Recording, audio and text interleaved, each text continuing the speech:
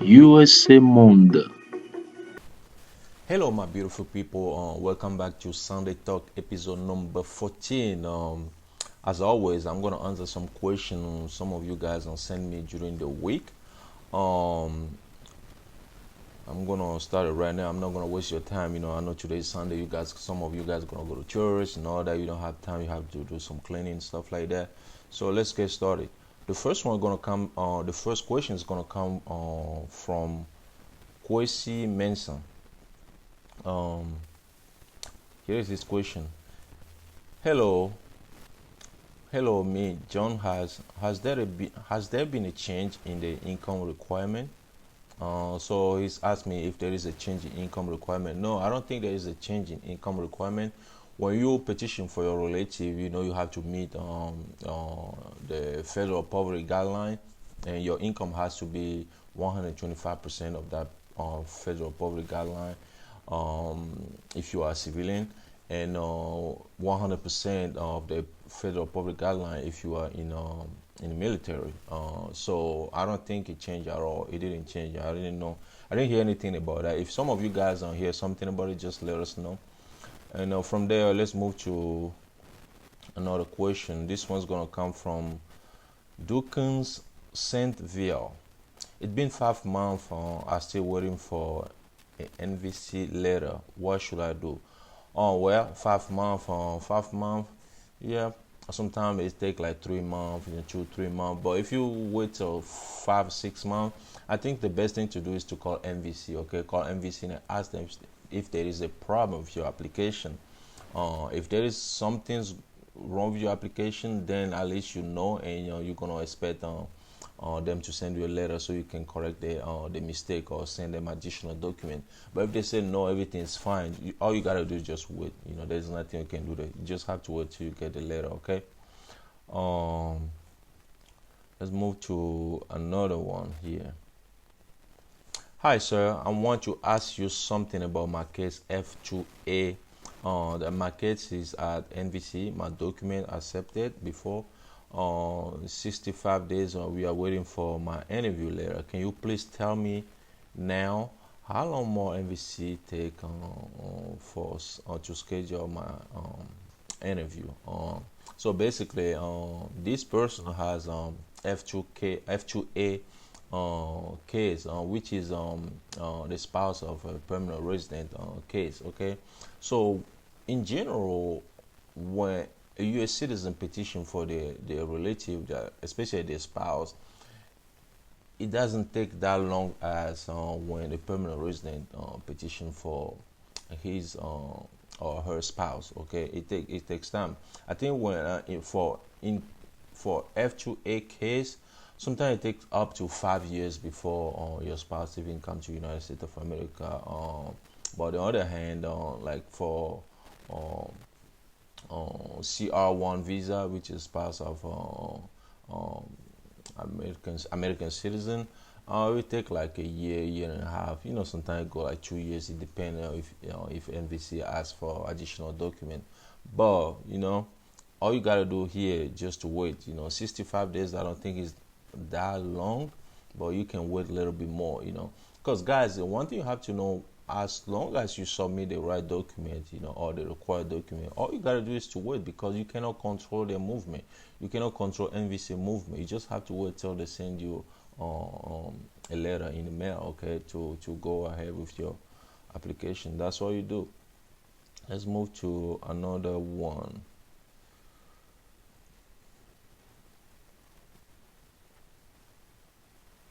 This one's gonna come from Santos. Hello, sir. I have a question.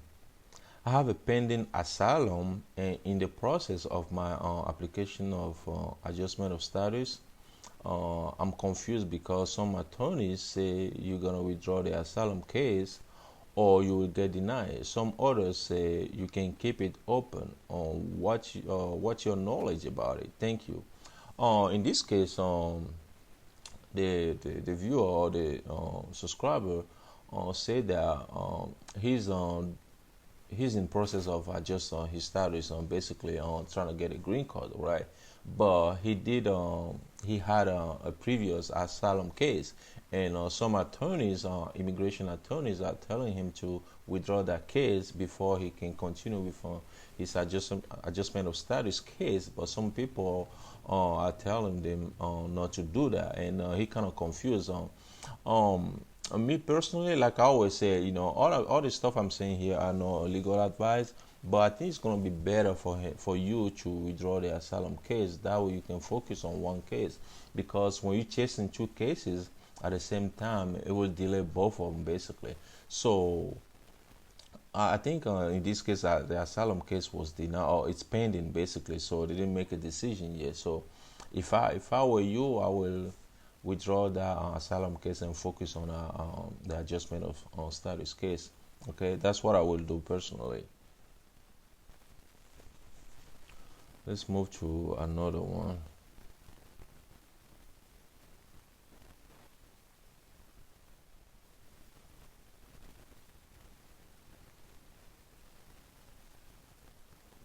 Hey John, this one is coming from such girl Forrester. Hey John, could you answer this question for me, please?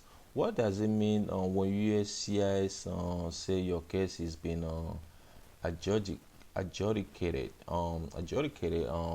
Adjudicated basically it means that they didn't make a decision about your case yet. Your case still in the process. Okay, they are working on it. Basically, that's what it means. They didn't make a decision yet. Just had to wait till they make a decision on your case. Okay. Another one. This one is coming from Tashika Hamilton. Hi, can you tell me which affidavit of support to use?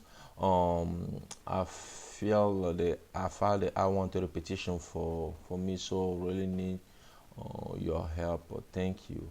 Basically, which affidavit of support to fill out, guys? I have a video on my channel about which affidavit of support to fill out. Okay, when you go to YouTube, or when you're on my channel, you just look for which affidavit of support to fill out, or you can even Google it, USA Mon, which affidavit of support to fill out. You will see that video. In that video, I'll tell you exactly which affidavit of support to fill out based on which criteria. Okay, because there is a different affidavit of support: the IA-64 Easy, IA-64 itself, IA-64W, all that. So when you watch that video, I go through it. I think a lot of people keep asking me this question. Maybe I will make another video about that again. If you want me to make another video about that, just leave it comment in the description below. Okay, that way I can make another video for you, because I think a lot of you guys are having problem to know exactly which affidavit of support to fill out. Another one here. Let's see. Another one is coming from Kwesi Mason again. Hello, brother. Thanks for always replying to my question. I got another question. My case status reads sent to Department of State. What does that mean, please? When your case says it's when you check your status and say it's sent to your case is sent to Department of State, it just means that it moved to NVC, National Visa Center. Okay, that's what it means. And then from there you have to wait for NVC to send you a letter so you can continue your process. Let's see another one.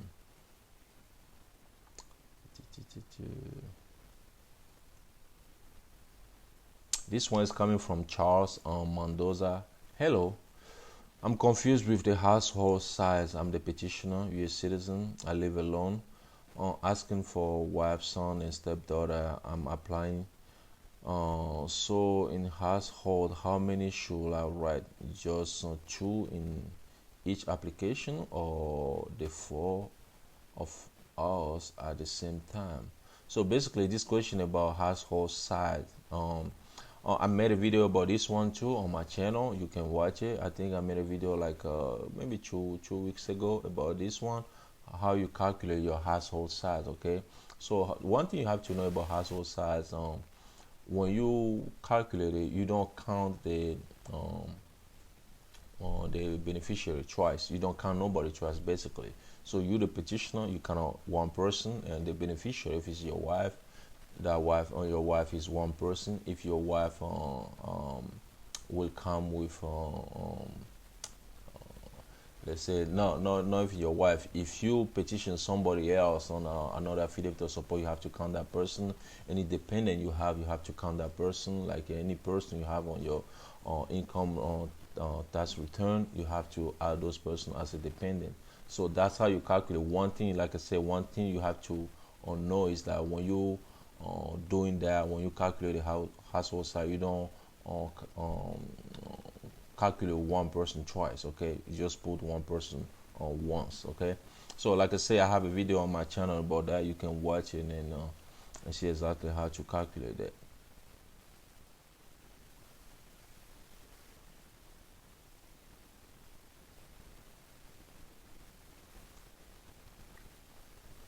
Okay, another one here.